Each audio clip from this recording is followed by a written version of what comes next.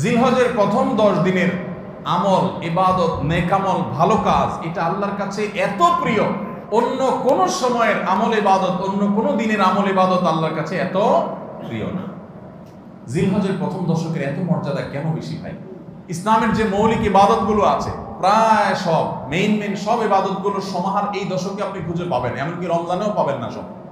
এই দশক যে মর্যাদার দশক যায়, ফজিলতের দশক যায়, ইবাদতের দশক যায়, জিকিরের দশক যায়, তাকবীরের দশক যায়, নফল রোজার দশক যায়, ধারণাই নাই আমাদের। কি করব আমরা কোরআন এবং হাদিসের আলোকে 11টি আমলের কথা বলতে পারি। এই 11টি আমল এই দশকের জন্য খাস, স্পেশাল। নাম্বার 1 নম্বর এই দশকের আমল হলো বেশি বেশি আল্লাহর জিকির করা। কি করা? বেশি বেশি আল্লাহ জিকির করা। কারণ কোরআনে কারিমে সূরা তাওবাতে আল্লাহ রাব্বুল আলামিন এই দশককে ইঙ্গিত করে বলেছেন যে তোমরা আল্লাহ তাআলার জিকির করো ফি আইয়ামিন মাদুদাত, নির্দিষ্ট দিনসমূহে, নির্ধারিত দিনগুলোতে তোমরা আল্লাহর জিকিরে মশগুল থাকো। এখানে আল্লাহর জিকির যে নির্দিষ্ট দিনগুলোতে রাখার কথা বলা হয়েছে, সেই আয়াতের ব্যাখ্যা আবার তাফসীর ইবনে কাসিরে এবং ইবনে আব্বাস রাদিয়াল্লাহু আনহু সহ আরো অন্যান্য মুফাসসিরদের থেকে বর্ণিত হয়েছে যে নির্দিষ্ট দিন বলতে জিলহজের প্রথম 10 দিনকে আল্লাহ তাআলা মিন করেছেন। এই 10 দিনই তোমরা আল্লাহর জিকিরে বেশি বেশি করে আল্লাহ তাআলার জিকির। তাহলে জিকির শুধু না, পরিমাণে বাড়িয়ে বাড়িয়ে বেশি বেশি পরিমাণে জিকির করতে হবে এই দশকে। আল্লাহ তাআলার স্মরণ অন্তরে হবে, মুখে আল্লাহ তাআলার জিকির চলবে, কাজের মাধ্যমে জিকিরের আমল চলবে, অন্তরের স্মরণের মাধ্যমে, মুখে জিকিরের মাধ্যমে। কোরআনের তেলাওয়াত একটা জিকির, তাসবিহ গুলো একটা জিকির, তাহমিদ আল্লাহর প্রশংসা একটা জিকির, এরকম যত জিকির আছে এই দশক হলো জিকিরের দশক। সবচেয়ে বেশি জিকির চলবে। সবচেয়ে বেশি কি চলবে? জিকির চলবে। দ্বিতীয়ত যে আমলটি চলবে তা হলো যে কোনো নেক আমল। কারণ একটু আগে আমরা হাদিস শুনলাম যে নবী করিম সাল্লাল্লাহু আলাইহি ওয়াসাল্লাম বলেছেন মা মিন আইয়ামিন আল আমালুস সালিহু ফিহিন্না আহাব্বু ইলাল্লাহ মিন হাযিহিল আইয়াম। এই জিলহজের 10 দিনের চাইতে অন্য কোন দিনের নেক আমল আল্লাহর কাছে বেশি প্রিয় না। মাস হিসাবে রমাদান সবচেয়ে সেরা, আর দিন হিসেবে খুচরা দিনগুলোর মধ্যে রমজানের বাইরে সবচেয়ে সেরা কোনটা? জিলহজের প্রথম দশক। রমজানের পরে মর্যাদার বিচারে সবচেয়ে বেশি মর্যাদাপূর্ণ দশক হলো এই দশক। এই জন্য এই দশকে আমল করলে আল্লাহর কাছে এত প্রিয় যে অন্য কোনো সময়ের আমল আল্লাহর কাছে এত প্রিয় না। এই জন্য এই দশকের দ্বিতীয় আমল হলো বেশি বেশি নেক আমল করা। বেশি বেশি কি করা? নেক আমল করা। রুটিন যে কাজগুলো আছে সেগুলো বিশেষ ইহতিমামের সাথে করা। অন্য সময় আপনি নামাজের টুকটাক গাফলতি করেন, কিন্তু এই দশকে মোটেই করবেন না। অন্য দশকে আপনার ফজরের জামাত একটু মিস হয়, এই দশক মোটেই করবেন না। আগে থেকে ইহতিমাম থাকবে যে এই দশক কোনোভাবে ইবাদত থেকে আমি যেন দূরে না থাকি। আল্লাহ তাআলা আমাদের সবাইকে আমলের তৌফিক দান করুন। তাহলে 2 নম্বর আমল হলো বেশি বেশি নেক আমল করা এই দশকে। রুটিন নেক আমলগুলো যেগুলো সবসময় করতে হয় এগুলোকে বিশেষ ইহতিমামের সাথে করা, আর আরো নফল আমল বাড়িয়ে বাড়িয়ে করা। আপনি অন্য সময় কোরআন তেলাওয়াত খুব বেশি করতে পারেন না, এই দশকে কোনো অবস্থাতে ছাড়বেন না। অন্য সময় তাসবিহ তেলাওয়াত খুব বেশি হয় না, এই দশকে কোনো অবস্থায় ছাড়বেন না।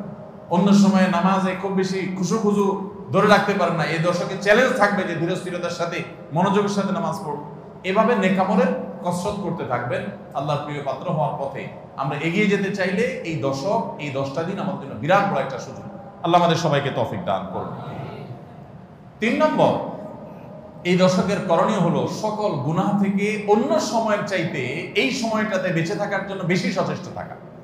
গুনাহ তো 12 মাসই আমরা করব না, কিন্তু এই দশক গুনাহ না করার ব্যাপারে চেষ্টাটা একটু বেশি থাকবে। কারণ আপনারা সূরা তাওবার একটা আয়াত শুনেছেন, আল্লাহ রাব্বুল আলামিন সম্মানিত 4 মাসের আলোচনা করে বলেছেন যালিকাদ দীনুল কাইয়্যিম ফালা তাযলিমু ফিহিন্না আনফুসাকুম। এই সম্মানিত মাসগুলোতে তোমরা নিজের প্রতি নিজে অবিচার করিও না। ভাইরা আমার, তার মানে যে সময়টাতে আল্লাহর নৈকট্য লাভের সুযোগ, ওই সময়টাতে যদি কেউ পাপাচারে লিপ্ত হয়, এর চেয়ে পাপিষ্ঠ আর কে আছে? এই জন্য আল্লাহ রাব্বুল আলামিন আমাদেরকে দরদের সাথে বলছেন, ভাষা খেয়াল করেন, ফালা তাযলিমু ফিহিন্না আনফুসাকুম, তোমরা নিজের পায়ে নিজে কুঠারাঘাত করিও না। এই 10 দিন না, শুধুমাত্র এই পুরো সম্মানিত 4 মাস, সম্মানিত 4 মাসের ভিতরে টানা 3টা মাস চলছে, জিলকদ, জিলহজ, মুহররম, আর একটা হলো রজব মাস, রমজান আগের মাস। তাহলে সম্মানিত 4 মাসের মধ্যে এই 10টা দিন আবার বিশেষ মর্যাদাবান।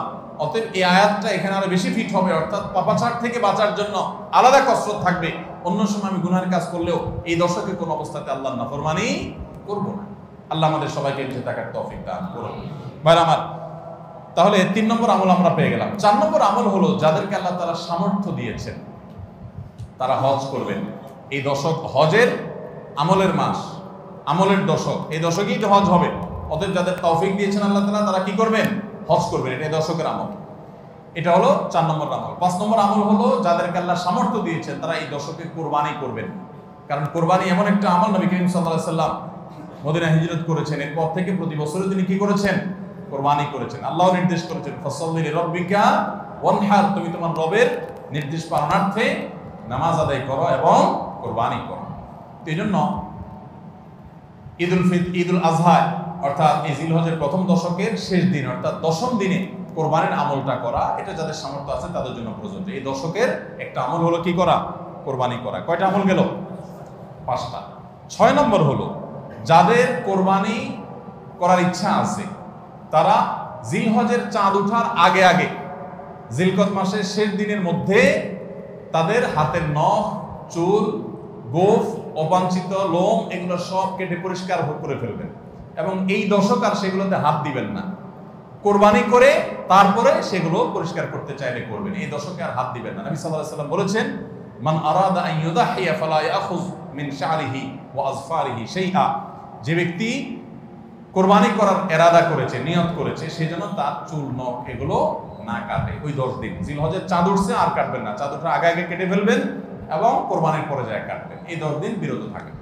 তবে অন্য আরো বিভিন্ন রিওয়ায়াত থেকে, বর্ণনা থেকে বোঝা যায় যে এই আমলটা শুধু যিনি কোরবানি করবেন তিনি নন, যিনি কোরবানি করবেন না, কোরবানি করার সামর্থ্য নাই, তিনি এই আমল করতে পারেন, তাহলে আল্লাহ তাআলা তাকে কোরবানি করার সওয়াব দান করবেন। এমনকি কোন সালাফ, কোন সাহাবী থেকে এই আমলও বর্ণিত আছে যে বাসার বাচ্চা কাচ্চা যারা আছে তাদেরকেও এই দশকে চুল, নখ ইত্যাদি কাটতে নিষেধ করেছেন। তাহলে চুল, নখ ইত্যাদি কাটা থেকে বিরত থাকা এই 10 দিন, আগে কাটা এবং পরে কাটা, এই 10 দিন না কাটাকাটি না করা, এটা একটা মুস্তাহাব আমল। এবং প্রায় সব ফুকাহা ইকরাম এই ব্যাপারে একমত হয়েছে। মাওসুআ ফিকহিয়া কুয়েতিয়ার মধ্যে লেখা হয়েছে যে ইত্তাফাকাল ফুকাহা, সব ফকিহগণ প্রায় একমত যে এই দশকে যিনি কোরবানি করবেন তিনি তো বটেই, কোরবানি যিনি করবেন না তাদের তরফ থেকেও চুল, নখ এগুলা কাটা থেকে বিরত থাকা মুস্তাহাব। তাহলে 6 নম্বর আমল গেল চুল, নখ ইত্যাদি দশক না কেটে থাকা। 7 নম্বর আমল হলো এই দশকে বেশি বেশি তাকবীর পাঠ করা। এটা তাকবীরে মুতলাক বলা হয়, সাধারণ তাকবীর। আল্লাহু আকবার, আল্লাহু আকবার, লা ইলাহা ইল্লাল্লাহু, আল্লাহু আকবার, আল্লাহু আকবার ওয়া লিল্লাহিল হামদ। এই তাকবীরটা হলো মিন শাআইরিল ইসলাম, এটাকে আমরা করতে পারি। ইসলামের যে নিদর্শনগুলো আছে সেগুলোর মতো করে এই তাকবীরটা আমরা পাঠ করব। এমন ভাবে পাঠ করব যে অলিতে গলিতে, রাস্তাঘাটে সব জায়গায় তাকবীরের ধ্বনি চলতে থাকবে, কারণ ডিস্টার্ব করে না, মৃদু কণ্ঠে সব জায়গায় গুনগুনিয়ে আমাদের মুখ থেকে তাকবীর চলবে। আপনারা অনেকে হয়তো শুনে থাকবেন সাহাবায়ে কেরাম রিদওয়ানুল্লাহি তাআলা আজমাইনের মধ্যে থেকে কেউ কেউ, আবু হুরায়রা রাদিয়াল্লাহু তাআলা আনহু, আরো কোন সাহাবীর আমল বর্ণিত আছে যে জিলহজের প্রথম দশক শুরু হলে তারা বাজারে চলে যেতেন। বাজারে কেন যেতেন ভাই? শুধুমাত্র এই নিয়তে বাজারে যেতেন যে বাজারে গিয়ে অনেক মানুষজন থাকবে, তাদের সামনে গিয়ে উচ্চস্বরে তাকবীর পাঠ করব, আমার তাকবীর শুনে পুরো বাজারের সবাই গুনগুনিয়ে তাকবীর বলে উঠবে, এই উদ্দেশ্যে শুধুমাত্র কোন সাহাবী বাজারে যেতেন এবং যে বলতেন আল্লাহু আকবার, আল্লাহু আকবার, লা ইলাহা ইল্লাল্লাহ, আল্লাহু আকবার, আল্লাহু আকবার ওয়া লিল্লাহিল হামদ। আমাদের বাসা বাড়ি, আমাদের ব্যবসা প্রতিষ্ঠান, আমাদের শিক্ষা প্রতিষ্ঠান, আমাদের চিন্তা চেতনা, মন, মগজ, দেহ, মস্তিষ্ক সবকিছু ইবলিস নানাভাবে আমাদেরকে প্রভাবিত করে রাখছে। ইবলিসের ওয়াজ তো আজকাল আমরা শুনি না। কোরআনে আল্লাহ তাআলা সবচেয়ে বেশি যাকে শত্রু হিসাবে দেখাইছেন সে হলো কে? ইবলিস। তার ব্যাপারে আল্লাহ বলেছেন যে সে আমাদের আদু ওয়া মুবিন, স্পষ্ট শয়তান। আমরা জীবনে কোনোদিন দেখিই নাই, আল্লাহ বলেছেন স্পষ্ট শয়তান। কেমনে স্পষ্ট হলো? আমরা দেখিই না, সে থাকে গোপনে, আল্লাহ বলেছেন স্পষ্ট। ভাইরা আমার, এই জন্য আল্লাহ স্পষ্ট বলেছেন যে শয়তান নিজে দেখা না দিলে কি হবে? শয়তানের শয়তানি সারাক্ষণ আমাদের চোখের সামনে ভাসে, চতুর্দিক থেকে শয়তানি আমরা দেখি না? তো এই শয়তান তার শয়তানি করে করে পরিবেশটাকে আমাদের নষ্ট করে ফেলছে। আমাদের দেশ তরুণ প্রজন্মকে ধ্বংসের দ্বারপ্রান্তে নিয়ে যাওয়া হয়েছে, তাদেরকে দিন থেকে এত দূরে সরাই দেওয়া হয়েছে, কখনো শিক্ষার নামে, কখনো সংস্কৃতির নামে, কখনো বিনোদনের নামে, কখনো খেলাধুলার নামে, কখনো ক্যারিয়ারের নামে, এক এক সময় এক এক নাম দিয়ে আমাদের সন্তানদেরকে আল্লাহি দিন থেকে এত দূরে সরিয়ে ফেলা হয়েছে আমরা অনেকে এখনো আঁচ করতে পারছি না। ভয়াবহতা কোথায় গিয়ে ঠেকেছে অনেকে অনুমান করতে পারছি না। সমাজ থেকে শয়তানের এই সমস্ত শয়তানের প্রভাব দূর করবার জন্য জিলহজের প্রথম দশকে অলিতে গলিতে রাস্তাঘাটে বাসা বাড়িতে ব্যবসা প্রতিষ্ঠানে সব জায়গায় তাকবীর ধ্বনি উচ্চারিত করতে থাকেন। এই তাকবীর ধ্বনি নীরবে না, সশব্দে, সশব্দে বলতে মানুষকে ডিস্টার্ব করে না, যতটুকু মানুষ সহনীয় হয় মৃদু কণ্ঠে এই তাকবীর গুনগুনিয়ে আমরা গাইতে থাকবো, আওয়াজ করে করে বলতে থাকবো, সর্বত্র এটি ধ্বনিত হতে থাকবে। এই আন্দোলনটা আমার প্রত্যেকটি একটু করতে হবে। রাজি আছি তো ইনশাআল্লাহ? ভাইরা আমার, বাজারে গিয়ে, চায়ের দোকানে, মাছের বাজারে বা খুব জমজমাট বাজারে গিয়ে যদি আপনি হঠাৎ করে তাকবীর দিয়ে উঠেন, আল্লাহু আকবার, আল্লাহু আকবার, লা ইলাহা ইল্লাল্লাহ, আল্লাহু আকবার, আল্লাহু আকবার, ওয়া লিল্লাহিল হামদ, কত মধুর কণ্ঠে এই তাকবীর পাঠ করা যায়। আল্লাহু আকবার, আল্লাহু আকবার, আল্লাহ সবচেয়ে বড়, আল্লাহ সবচেয়ে বড়, লা ইলাহা ইল্লাল্লাহ, আল্লাহ ছাড়া সত্যিকারের কোনো মাবুদ নাই, লা ইলাহা ইল্লাল্লাহ, আল্লাহু আকবার, আল্লাহ বড়, ওয়া লিল্লাহিল হামদ, আল্লাহ বড়, আল্লাহ বড় এবং তার জন্য সমস্ত প্রশংসা। ভাইরা আমার, আল্লাহর বড়ত্ব এটা বলতে গিয়ে আজকাল আমাদের অনেকের হেজিটেশন হয়, আমাদের অনেকের মধ্যে ইতস্তত বোধ হয় যে মানুষের সামনে যায় বলবো, একা একা বলি ঠিক আছে, মানুষের সামনে আবার বলবো কেমন লাগে। এগুলো আমাদের ইমানের দুর্বলতার দলিল।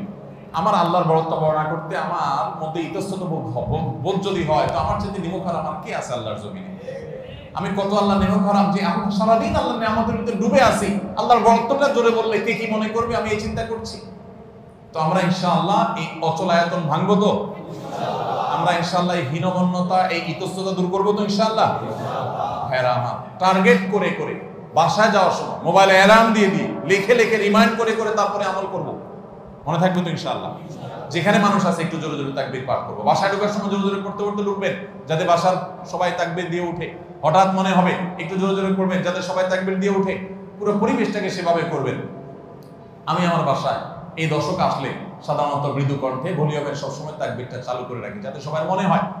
অফিসে কম্পিউটারে এটাকে মৃদু কণ্ঠে চালু করে রাখি, অন্যান্য কাজ করতে থাকি, এই আওয়াজ চলতে থাকে, যাতে করে যে আসে সে দেখে তার মনে হয় সে আমলটা করতে পারে। আমরা এই আমলটা চিন্তা করবো তো ইনশাআল্লাহ? যদি আপনি বাজারে গিয়ে তাকবীর বলেন, আমাদের সমাজের যে অবস্থা, যে অবক্ষয়, দ্বীনি চেতনা দিন দিন যেভাবে হারিয়ে গেছে, আপনার তাকবীর শুনে হয়তো অনেকে হাসবে। হঠাৎ করে যখন বাজারে গিয়ে তাকবীর দিবেন জোরে জোরে, বলবে ব্যাপার কি? কেউ কেউ হয়তো ইশারা করতে, মাথায় হয়তো কোনো সমস্যা আছে। এরকম হতে পারে, হতে পারে কি পারে না? কেন হইতে পারে?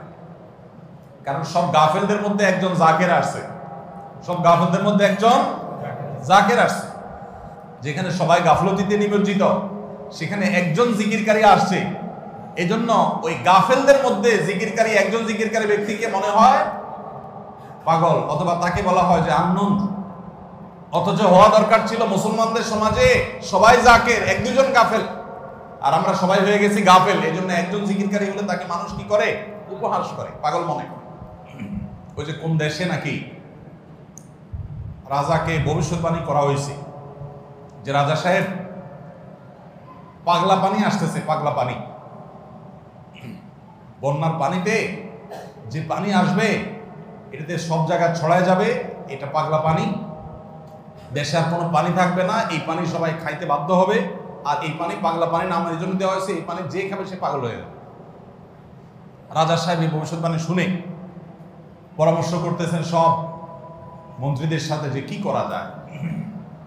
দেশের সব মানুষ পাগল হয়ে গেলেও আমার তো অন্তত ভালো থাকতে হবে, আমি পাগল হয়ে গেলে দেশ চলবে কেন? তো সবাই বলতে দিয়েছে, রাজা সাহেব এক কাজ করেন, তাহলে আপনার রাজ বাড়িতে বেশি করে পানি স্টক করে রাখেন, যে পাগলা পানি যখন আসবে, সাধারণ পানি যখন থাকবে না, ট্যাঙ্কিতে আপনার বাসায় পর্যাপ্ত পানি থাকবে, 1-2 মাস চলবে। তো অন্তত আপনি ওই পানিগুলো খেয়ে ভালো থাকলেন, জনগণ সব পাগল হয়ে গেল, আপনি একটু সামলালেন। তো বুদ্ধি অনুযায়ী রাজা সাহেব সব পানির ব্যবস্থা রাখছে এবং বিরাট পানির ট্যাঙ্কি ভরে ফেলছে। ভরার পর এবার সেই পানির ট্যাঙ্কির পানি রাজা সাহেব এবং তার ফ্যামিলির লোকজন খাইছে, এবং যথারীতি জনগণ ওই পাগলা পানি খায় সব পাগল হয়ে গেছে। আর পাগল হয়ে সব কাপড় চোপড় খুলে ফেলছে। এখন সব পাগলরা এসে রাজবাড়ি ঘেরাও করে ফেলছে এবং সবাই মিলে বলতেছে, ওই দেখ কয়েকটা পাগল।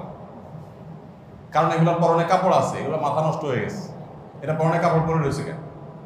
এবার রাজা সাহেব সবার সাথে পরামর্শ করতেছে পরিবার সদস্যদের সাথে যে আমাদের কি করা এখন, সবাই যে আমাদেরকে পাগল বলা শুরু করছে, যদি পাগল বলে মাধ্যম দেওয়া শুরু করে দেয় কি করা যাবে। তখন এবার সবাই বুদ্ধি করলো পরিবারের লোকেরা যে তাহলে এক কাজ করা যাক, যে সমাজে সব পাগল থাকে সেখানে আসলে সুস্থ থাকাটা দোষের, আমরাও চলেন পাগলা পানি খায় পাগল হয়ে যাই। এবার তারাও পাগলা খানি খায় পাগল হয়ে গেছে, এবার পাগলে পাগলে মিলছে, আর অসুবিধা হয়নি। এই সমস্ত গল্প হয়তো এর কোনো বাস্তবতা নাই, কিন্তু এই গল্প বলার উদ্দেশ্য হলো যে যেই সমাজে মানুষ সব গাফেল হয়ে যায়, ফাসেকের পরিমাণ বেশি হয়ে যায়, সেই সমাজে একজন বাজারে গিয়ে যখন আল্লাহু আকবার তাকবীর ধ্বনি দিবে, তখন তাকে কিছু লোক পাগল বলাটা সমাজের মানুষের পাগল হওয়ার দলিল। পাগল হওয়া বলতে ফাসেক হয়ে যাওয়া, আল্লাহর জিকির থেকে দূরে সরে যাওয়ার দলিল। কেন বাজারে যায় যদি কেউ একটু গেয়ে উঠে, মনের সুখে কোনো একটা গান গেয়ে উঠে, তাকে তো কেউ অসুস্থ মনে করে না। তাহলে জিকির ক্ষেত্রে এরকম কেন হয়? আপনি যদি বাসে উঠে বলেন আল্লাহু আকবার লা ইলাহা ইল্লাল্লাহ আল্লাহু আকবার ওয়ালিল্লাহিল হামদ, প্রথম কারোর কাছে আনইজি লাগতে পারে। উঠার পর যদি আরেকজন পড়েন, বলবে যে ভাই হাতে কোনো ব্যাগ ট্যাগ তো দেখা যাচ্ছে না, কিছু বেচবে নাকি, অকার টকার নেই কোনো। আপনি যদি যখন সুন্দর করে যারা অবাক হয়ে তাকাবে তাদের যদি বলেন ভাই এই দশকে আমাদের নবীজি বেশি বেশি করে উচ্চস্বরে তাকবীর পাঠ করতে বলেছেন, আপনারা তো সবাই মুসলমান, আপনাদের সবাইকে স্মরণ করানোর জন্য আমি জোরে জোরে করছি, আপনারা কেউ মনে কিছু নিয়েন না, বাস আলহামদুলিল্লাহ, তাইলে কেচ্ছা কত। তো আমরা এই আমলটা করবো তো ইনশাআল্লাহ, কঠিন আমল, কিন্তু এটাকে জিন্দা করতে পারলে সমাজে সর্বত্র যখন তাকবীরের ধ্বনি ভাসতে থাকবে শয়তান পালা যাবে ইনশাআল্লাহ সমাজ থেকে। ঘরে যখন সারাদিন তাকবীর ধ্বনি ভাসতে থাকবে শয়তান পালায় যাবে। আল্লাহ আমাদের সবাইকে আমলের তৌফিক দান করুন। জিলহজের প্রথম দশকে এই আমলটা সম্পর্কে নবী করিম সাল্লাল্লাহু আলাইহি ওয়াসাল্লামের ভাষ্য খেয়াল করেন। তিনি বলেছেন ফাকফিরু ফীহিন্না মিনাত তাকবীরি ওয়াত তাহলিলি ওয়াত তাহমিদ, জিলহজের প্রথম দশক যখন শুরু হয় তোমরা বেশি বেশি করে তাকবীর পড়ো, বেশি বেশি করে তাহমিদ পড়ো, বেশি বেশি করে তাহলিল পড়ো, অর্থাৎ আল্লাহু আকবার লা ইলাহা ইল্লাল্লাহ আল্লাহু আকবার ওয়ালিল্লাহিল হামদ, এটা বেশি বেশি করে পাঠ করো, নবী সাল্লাল্লাহু আলাইহি ওয়াসাল্লাম নির্দেশ করেছেন। তাহলে কয় নম্বর আমল গেল? 7 নম্বর আমল, বেশি বেশি করে তাকবীর তাহমিদ তাহলিল পড়া। 8 নম্বর আমল হলো এই তাকবীর তাহমিদ তাহলিলটাই বিশেষভাবে পড়া। 7 নম্বরটা হলো সাধারণভাবে রাত দিন যতক্ষণ পারেন বেশি বেশি পড়বেন, কোনো সময় ফিক্স নাই, এবং 10 দিন ফুল। আর 8 নম্বর আমল হলো এই তাকবীরটাই নির্দিষ্ট সময় নির্দিষ্ট দিনগুলোতে বিশেষভাবে পড়া। সাধারণভাবে তো পড়বেনই, আর বিশেষভাবে পড়বেন। বিশেষভাবে কখন? আইয়ামে তাশরিকে। আইয়ামে তাশরিক কাকে বলা হয় ভাই? জিলহজের 9 তারিখ ফজরের পর থেকে নিয়ে জিলহজের 13 তারিখ আসর পর্যন্ত, জিলহজের 9 তারিখ ফজর থেকে নিয়ে জিলহজের 13 তারিখ আসর পর্যন্ত প্রত্যেক নামাজের পর সবাই যার যার জায়গা, পুরুষরা সরবে আর মা বোনরা বাসা বাড়িতে নীরবে তারা তাকবীর পাঠ করবেন। আল্লাহু আকবার লা ইলাহা ইল্লাল্লাহ আল্লাহু আকবার ওয়ালিল্লাহিল হামদ। প্রত্যেক নামাজের পরে একা একা পড়েন আর জামাতে পড়েন, সর্বাবস্থায়। জামাতে পড়লে ইমামের সাথে তাল মিলায় পড়তে হবে জরুরি না, প্রত্যেকে যার যারটা শেষে পড়বেন। মনে থাকবে তো ইনশাআল্লাহ? তাহলে 8 নম্বর আমল হলো আইয়ামে তাশরিক, অর্থাৎ জিলহজের 9 তারিখ থেকে 13 তারিখ পর্যন্ত প্রত্যেক নামাজের পরে তাকবীরগুলো জোরে জোরে পাঠ করতে থাকবো ইনশাআল্লাহ। 9 নম্বর আমল হলো জিলহজের 1 তারিখ থেকে 9 তারিখ পর্যন্ত এই 9 দিনই নফল রোজা রাখা। এই 9 দিনই নফল রোজা রাখা। এই 9 দিন নফল রোজা রাখা সম্পর্কিত একটা হাদিস পাওয়া যায়, এবং এই 9 দিনের নফল আমল সম্পর্কে মওসুআ ফিকহিয়া কুয়েত থেকে প্রকাশিত ফিকহ বিশ্বকোষ, সেখানে বর্তমান সময়ের সবচাইতে অথেন্টিক ফতোয়ার কিতাবগুলোর মধ্যে থেকে, প্রসিদ্ধ কিতাবগুলো থেকে একটা, ফতোয়ার কিতাবগুলো থেকে মওসুআ ফিকহিয়া কুয়েতিয়া, সেখানে লেখা হয়েছে যে ইত্তাফাকাল ফুকাহা, সমস্ত ফকিহগণ এবারে একমত যে জিলহজের প্রথম তারিখ থেকে 9 তারিখ পর্যন্ত 9 দিনই রোজা রাখা মুস্তাহাব। এই 9 দিন রোজা রাখা মুস্তাহাব।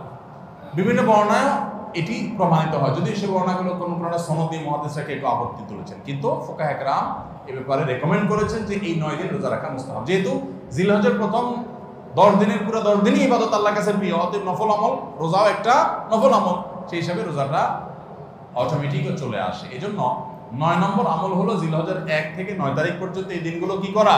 রোজা রাখা। 10 নম্বর আমল হলো স্পেশালি বিশেষভাবে আরাফার দিনে অর্থাৎ জিলহজের 9 তারিখে রোজা রাখা। জিলহজের 9 তারিখে কি করা? রোজা রাখা। প্রথম 9 দিন সাধারণ, আর বিশেষভাবে 9 তারিখের গুরুত্ব আরো বেশি, কারণ নবী করিম সাল্লাল্লাহু আলাইহি ওয়াসাল্লাম বলেছেন সিয়ামু ইয়াউমি আরাফা আহতাসিবু আলাল্লাহি আন ইউকাফিরা আস-সানাতাল্লাতী ক্বাবলাহা ওয়াল্লাতী বা'দাহা। আরাফাত দিনের রোজা অর্থাৎ জিলহজের 9 তারিখের রোজা, এই রোজা সম্পর্কে আল্লাহর কাছে আমার ধারণা, আল্লাহর প্রতি নবী সাল্লাল্লাহু আলাইহি ওয়াসাল্লাম বলছেন যে আমার ধারণা যে এই রোজার বিনিময়ে আল্লাহ তাআলা 1 বছর পূর্বের আর 1 বছর পরের অর্থাৎ আগামী 1 বছর এবং গত 1 বছরের গুনাহ আল্লাহ তাআলা মাফ করে দিবেন। আমরা এই পর্যন্ত যত ফজিলতের কথা শুনেছি, পিছনে গুনাহ মাফ করে দিবেন, গত 1 বছর গুনাহ মাফ করে দিবেন, সারাদিনে গুনাহ মাফ করে দেওয়া হবে, এরকম বিভিন্ন হাদিস আমরা শুনেছি। কিন্তু এরকম কোন হাদিস কেউ হয়তো আমরা এই হাদিস ছাড়া আরেকটা হাদিস শুনি নাই যে 1 বছর অগ্রিম গুনাহ মাফ করবেন। যদি আল্লাহ তাআলা কাউকে হায়াত দেন তিনি 1 বছরের গুনাহ মাফ পেয়ে যাবেন। কোন হাদিস বেত্তাগণ বলেন যে হাদিসের মধ্যে ইশারা পাওয়া যায় যে কেউ যদি আরাফাতের রোজা রাখার তৌফিক পায় হয়তোবা আগামী 1 বছর হায়াত পাওয়ার তৌফিক হবে তার। যদিও এটা জাস্ট একটা ব্যাখ্যা, এটা এমন না যে হাদিসে বলা হয়েছে আলাদা গ্যারান্টি দিয়ে, এরকম না। অতএব ব্যত্যয় ঘটলে করতে পারে। কথা বুঝে আসছে ভাই? তো এই জন্য এই আরাফাত দিনের রোজা এটা আমরা মিস করবো না ইনশাআল্লাহ। তাহলে 10 নম্বর আমল গেল জিলহজের 9 তারিখের রোজা। 11 নম্বর আমল হলো ঈদুল আজহার সমস্ত সুন্নাতগুলো আমল করা। ঈদুল আজহার অনেকগুলো সুন্নাত আছে না, এই সুন্নাহগুলো সবগুলো আমল করা। ঈদুল আজহার যে সুন্নাহগুলো আমল সাধারণত হয় না, গোসল আমরা করি, সুগন্ধি আমরা ব্যবহার করি, আলহামদুলিল্লাহ, অন্য অনেক সুন্নাত আমরা আমল করি, কিন্তু যে সুন্নাতের আমল সাধারণত হয় না তার ভিতরে একটা হলো ফজরের নামাজ মহল্লার মসজিদে এসে পড়া, ভোর রাতে আগে আগে উঠা।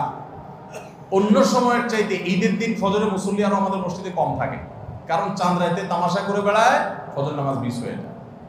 তো ইমানদার সেটা করতে পারেন না। ঈদের সুন্নাহটা বিশেষভাবে আদায় করার চেষ্টা করা দরকার, অর্থাৎ জামাতের সাথে ফজর নামাজ পড়া দরকার, আগে আগে উঠা দরকার। ঈদের দিনের সুন্নাতগুলোর মধ্যে থেকে একটা। আরেকটা সুন্নাত আমাদের অবহেলিত, আদায় হয় না, সেটা হলো ঈদুল আজহা হোক আর ঈদুল ফিতর হোক, ঈদের নামাজ মাঠে পড়ার চেষ্টা করা দরকার। কোথায়? মাঠে। মাঠ এখন কম, বিশেষ করে শহর এলাকাতে মাঠ একটু কম, কিন্তু যেগুলো আছে সেগুলো যদি সঠিকভাবে সবগুলোকে ব্যবহার করা হয় তাহলে অনেক জায়গায় সুন্নাহ জিন্দা হয়। আমরা ঈদের নামাজ মসজিদে পড়ি, কেন পড়ি?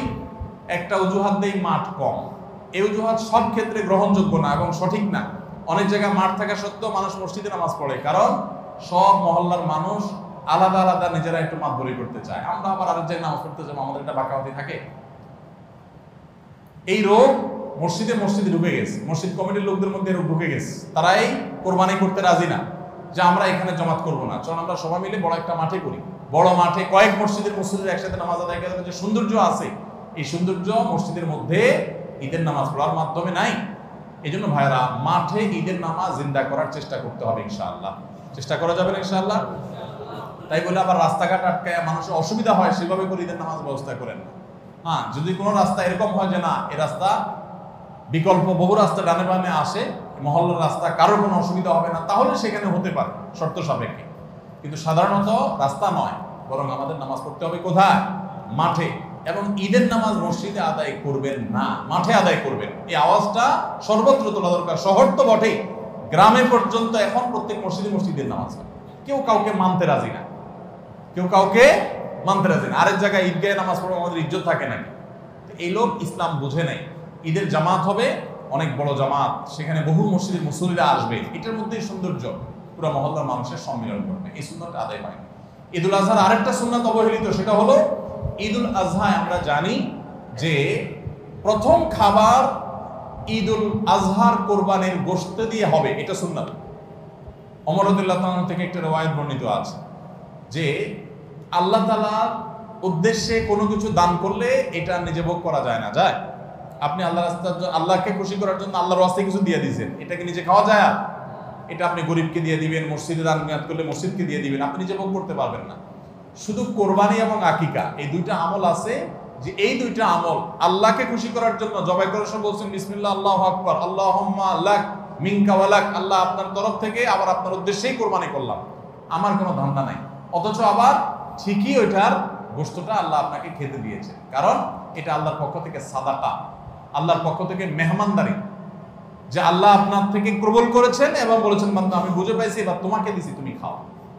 তো এই জন্য আল্লাহর মেহমানদারি দিয়ে দিনের প্রথম খাবার গ্রহণ করা, যাতে করে ক্ষুধার্ত থেকে খাবারের প্রতি আগ্রহী হন আপনি, এবং আল্লাহর মেহমানদারি দিয়ে প্রথম খাবার খান আপনি, এটা সুন্নাত।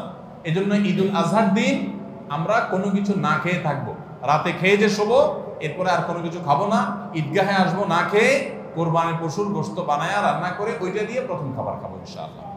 আল্লাহ তাআলা আমাদের সবাইকে এই সব সুন্নাহগুলো মেনে চলার তৌফিক দান করুন। তাহলে 11 নম্বর আমল হলো ঈদুল আজহার সব সুন্নাহগুলা পালন করা। আমরা আবারও এক নজরে বলি, জিলহজের প্রথম দশকের 11টি আমলের সর্বপ্রথম আমল বলেছি বেশি বেশি আল্লাহর জিকির করা। বেশি বেশি কি করা? আল্লাহর জিকির করা। এই দিনগুলোতে, নির্দিষ্ট দিনগুলোতে আল্লাহর জিকির করবার নির্দেশ আল্লাহ তাআলা কোরআন কারীমে সূরা তাওবায় করেছেন। দ্বিতীয় আমল বলেছি বেশি বেশি নেক আমল করা, কারণ এই দশকের নেক আমল আল্লাহর কাছে অন্য যে কোনো সময়ের নেক আমল ভালো কাজের চাইতে বেশি প্রিয়। এই দশকের নেক আমল চলতে থাকবে, সেটা জিকির হোক, তেলাওয়াত হোক, দান সাদাকা হোক, নফল রোজা হোক, নফল নামাজ হোক, যত রকমের ইবাদত আছে, এটা ইবাদতের দশক। রমজানে যেরকম ইবাদত করতে থাকি আমরা, এই দশকে এরকম কি চলবে? ইবাদত চলতে থাকবে। 3 নম্বর আমল হলো অন্য যে কোনো সময় আমরা গুনাহ এবং পাপাচার থেকে বাঁচার জন্য যতটা চেষ্টা করি, এই দশকে গুনাহ থেকে বাঁচার চেষ্টাটা হবে অন্য যে কোনো সময় চাইতে অনেক বেশি, কারণ এই দশক মর্যাদাপূর্ণ ইবাদতের জন্য। সেখানে গুনাহ করলে তার দায় এবং তার প্রায়শ্চিত্ত এরকম ভয়াবহ হবে। এই জন্য এই দশকে গুনাহ থেকে বিশেষভাবে বেঁচে থাকার চেষ্টা করা।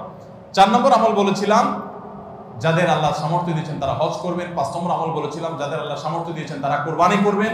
6 নম্বর আমল বলেছিলাম যারা কোরবানি করবেন, এমনকি বিভিন্ন হাদিস থেকে বোঝা যায় যারা কোরবানি করবেন না তারাও, এমনকি বাচ্চাদেরকেও জিলহজের এই 10 দিন চুল নখ কাটা থেকে বিরত থাকবেন। চাঁদ ওঠার আগে আগে করবেন আর কোরবানির পরে করবেন। কয় নম্বর আমল গেল?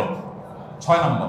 7 নম্বর আমল হলো সাধারণভাবে এই 10 দিন রাত দিন যত বেশি পারেন উচ্চস্বরে সরবে তাকবীর পাঠ করতে থাকবেন। আল্লাহু আকবার, আল্লাহু আকবার, লা ইলাহা ইল্লাল্লাহ, আল্লাহু আকবার, আল্লাহু আকবার, ওয়া লিল্লাহিল হামদ। কোন হাদিসে 3 বার তাকবীর আসছে শুরুতে, আল্লাহু আকবার, আল্লাহু আকবার, আল্লাহু আকবার, লা ইলাহা ইল্লাল্লাহ, আল্লাহু আকবার, আল্লাহু আকবার, আল্লাহু আকবার, ওয়া লিল্লাহিল হামদ।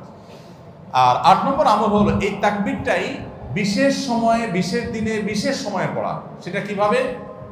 জিলহজ মাসের 9 তারিখ ফজরের পর থেকে নিয়ে জিলহজের 13 তারিখ আসরের নামাজ পর্যন্ত প্রত্যেক নামাজের পরে নারী পুরুষ সবাই এই তাকবীর নামাজের পরে একবার করে পাঠ করা। এটা হলো বিশেষ সময়, তাকবীরে মুকাইয়াদ বলা হয় এটাকে, স্পেশাল। এটা 8 নম্বর আমল। 9 নম্বর আমল হলো জিলহজের 1 থেকে 9 তারিখ পর্যন্ত এই সব দিনগুলোতে নফল রোজা রাখা মুস্তাহাব।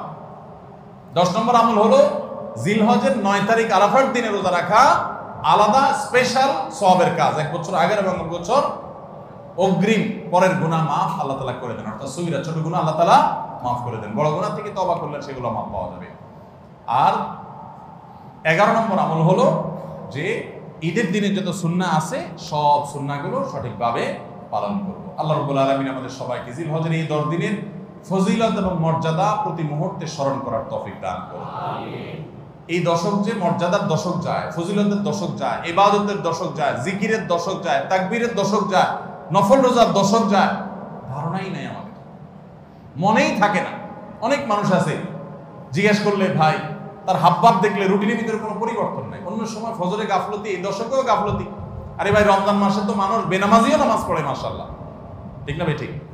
যে লোক বখিল সেও টুকটাক দান করে, যে কখনো মসজিদে আসে না সেও মসজিদে আসে, যে কোরআন ছুঁয়ে দেখে না সেও একটু কোরআন ছোঁয়, কারণ রমজান ইবাদতের মৌসুম চলছে। তাহলে জিলহজের প্রথম দশকে এরকম ইবাদতের ছিটাফোঁটা, ইবাদতের কোনো আবহ, ইবাদতের কোনো পরিবেশ, ইবাদতের কোনো আলামত, এর কোনো আপনার চিহ্ন আমাদের সমাজে, আমাদের পরিবারগুলোতে দেখা যায় না। তাহলে এই দশক ইবাদতের অত্যন্ত ফজিলতপূর্ণ দ্বিতীয় বৃহত্তর মৌসুম হওয়া সত্ত্বেও অবহেলিত দশক, অজানা দশক। এই আমলগুলো হারিয়ে যাচ্ছে সমাজ থেকে। এগুলোকে জিন্দা করবো তো ইনশাআল্লাহ। আমরা সবাই এক একজন যার যার দায়িত্বে কমপক্ষে 5 জন মানুষকে আমরা সচেতন করবো ইনশাআল্লাহ। ঠিক আছে তো ইনশাআল্লাহ ভাই? এই বিষয়গুলো আমরা অন্যদের মাঝে শেয়ার করব। আমরা আমাদের ফাউন্ডেশন থেকে যে লিফলেট করেছি আপনারা নিজের উদ্যোগেও করে নিতে পারেন।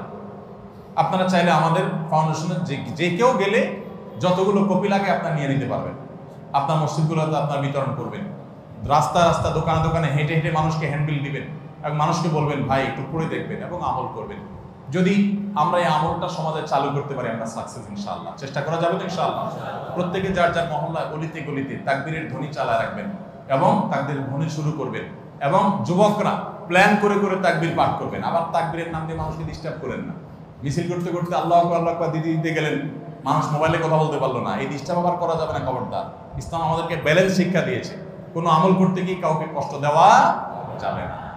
সবাই চেষ্টা করবো তো ইনশাআল্লাহ। আল্লাহ তাআলা আমাদের সবাইকে আমলের তৌফিক দান করুন।